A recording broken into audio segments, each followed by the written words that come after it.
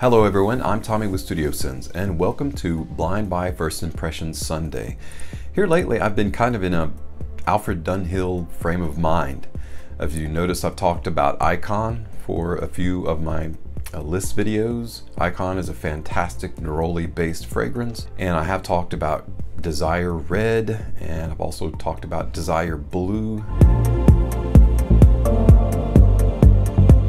Following suit with that frame of mind, we're going to take a look at Dunhill for Men when we come back, so stay tuned. That's coming up next.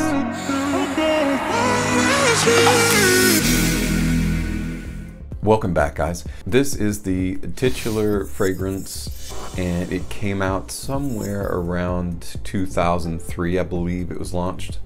And it is a woody, fresh, oriental spicy fragrance, which, as you know, if you've watched any videos on my channel at all, that is my jam. That's kind of my favorite kind of niche, not niche, but favorite genre or type of fragrance, simply because of the complexity. Ton of notes in there, a little bit darker, a little bit richer, more complex, more suited for a little bit cooler weather, although most of these fragrances, and I have a feeling this is going to be very much like that, are crowd-pleasing, mass-appealing, and can, as such, can be worn year-round. It opens up the versatility quite a bit. Now, I have looked over, now this is a complete blind buy for me. It's been sitting on my shelf for a couple of weeks before I could actually take the time today to show you this fragrance, and I have read a few things about it, not a ton.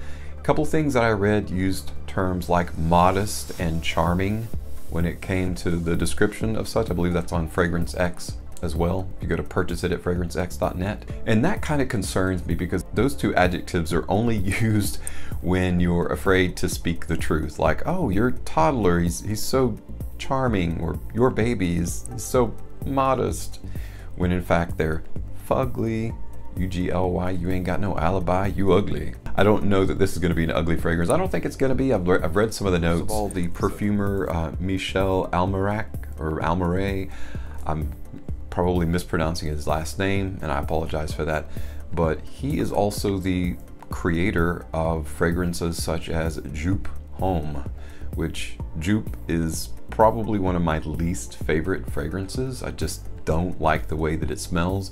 I keep giving it a chance. I keep going back and forth, putting it to my nose, and it's just not something that I like. But he's also responsible for some really good fragrances. He also created Davidoff's Xeno. Let's hope this is more like on the Xeno side than on the Jupe side. I have a feeling, I've taken a quick glance at some of the notes in there, and I have a feeling it's going to be really, really nice. So I'm excited to kind of break open the package and get into it. So without further ado, let's go ahead and do that. So let's bust open the cellophane off Alfred Dunhill Man. This one had a little bit of a nick in the corner, so it allowed me to get right into it. The box is nothing to write home about. It is very shiny. So you've got brown, you've got the basic Dunhill London logo, you've got brown and silver on the bottom.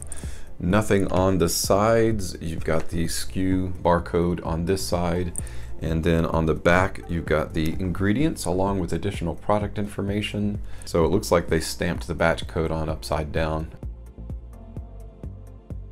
Kind of reminds me of Prada Amber a little bit, with kind of the elongated bottle with the, instead of being in the center, the atomizer and the lid are on the far side of the bottle.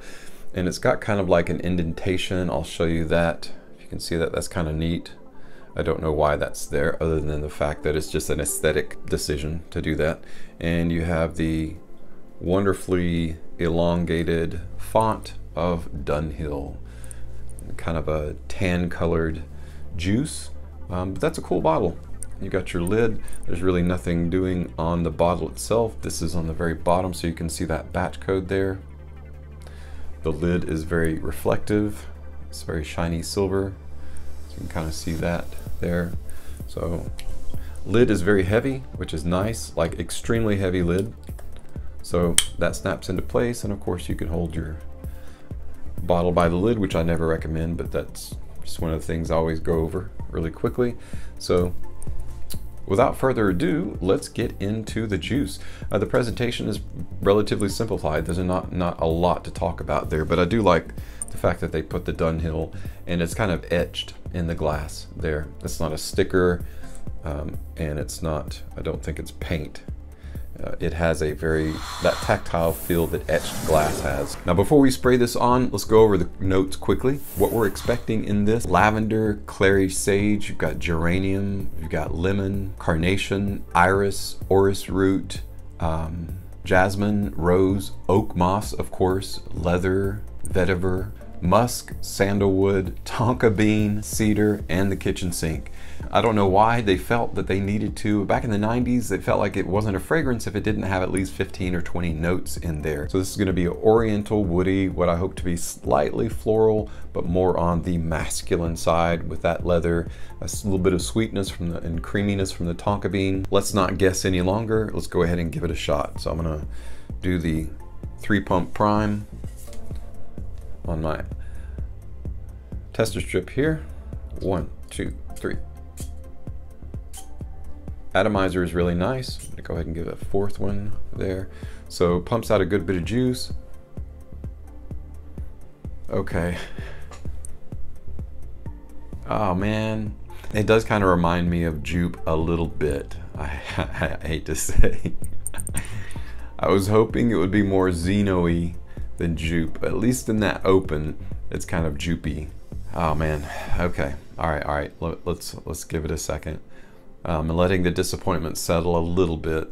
All right, I'm really quick to judge, especially on, and I should know, I know better, and we often will do that. Like the first time you smell a fragrance, you're like, oh gosh, is this what it is? And then you let it dry down and it becomes something a little bit different.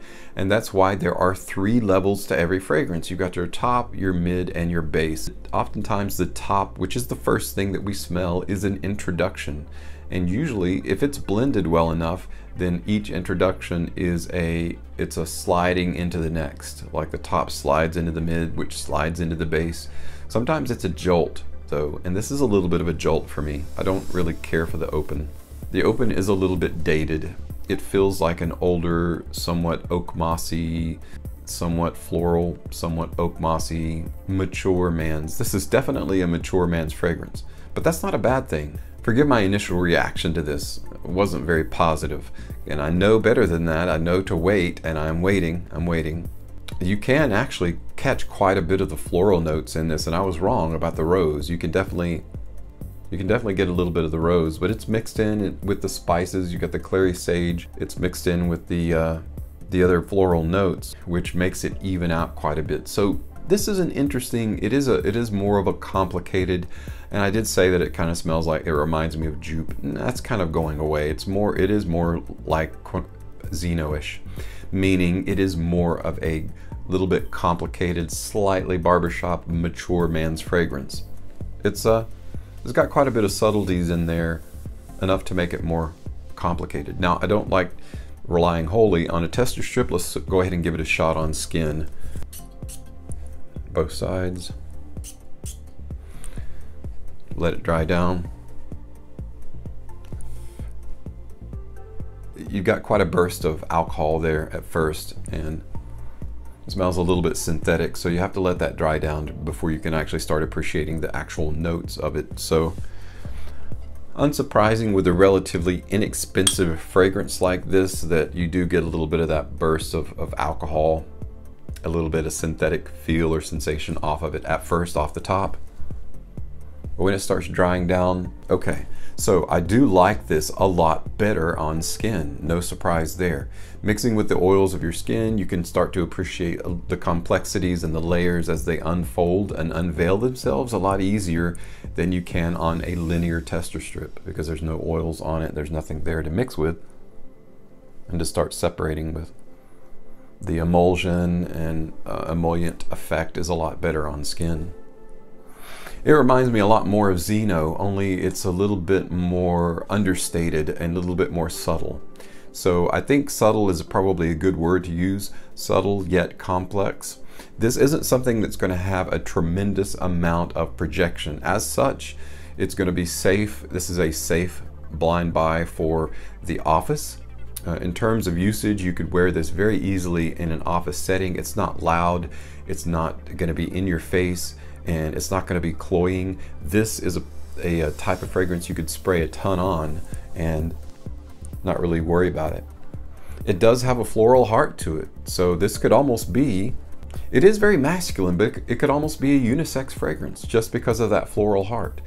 Now, floral notes are making their way more and more as time goes on into men's fragrance, especially in modern fragrances, and that's great, that's fantastic. I do like that. It does actually open up the versatility a little bit more in terms of who gets to wear the fragrance. So I feel like this kind of has a unisex vibe to it, just owing to the fact that it's got a lot of floral notes in it that are detectable. A lot of times that those are kind of confused or muddled by heavier notes. I got only the lightest bit of leather in there, not a tremendous amount of leather. Very little tonka bean, very little of the other fragrances that come to the fore more in modern fragrance. So this is a little bit dated, but in much the same way that Zeno is dated, but in a good way. This is a very subtle, and I guess I'll go back to those adjectives that were used. It is very charming and modest, and subtle. Subtle and modest, probably similar adjectives, but I do like it. I like it. It's a great office wear. I think this would be great, like out of the shower, you know, casual daytime or nighttime wear, because it is a little bit darker and a little bit floral. You could use this on a date. I wouldn't wear this on a first date, maybe a second or third date if you have limited options. There are other date night fragrances that are much better that bump up your attraction factor. And I showed you a video yesterday. I released a video day before yesterday. I showed you 5 of my favorite date night fragrances, and I'll post a link there for you to check that out if you haven't had a chance to check that out. But Dunhill for men is a very masculine. If you're under 30, this is something you probably wouldn't want to wear. Check out a sample first before you blind buy it. However, it's relatively inexpensive. I'll post the link in below as to where I purchased this and the price. The price is right. It's relatively inexpensive. Dunhill is a fantastic house from the UK. I really enjoy their fragrances. As I've shown you, I'm getting quite a bit of a collection. I want to get the rest of the Icon, like Icon Racing and others, so I can kind of a completionist when it comes to houses that I really like. As always, thank you so much for your time and your support. I'm Tommy with Studio Sense, and I'll see you next time.